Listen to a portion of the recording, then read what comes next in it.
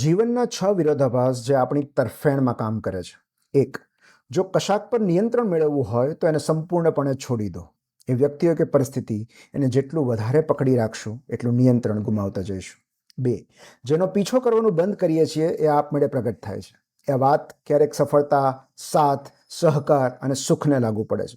કેટલીક અવસ્થા પતંગિયા જેવી હોય છે. એને પામવા માટે એનો પીછો કરવાનું બંધ કરીને ખુલ્લી હથેળીએ બેસવું પડે છે. 3.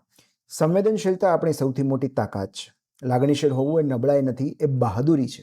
જેઓ તીવ્રતાથી લાગણીઓ અનુભવી શકે છે તેઓ કંઈ પણ કરી શકે છે. 4. જો કશુંક મેળવવું હોય તો સૌથી પહેલાં કશુંક આપતા શીખવું પડશે.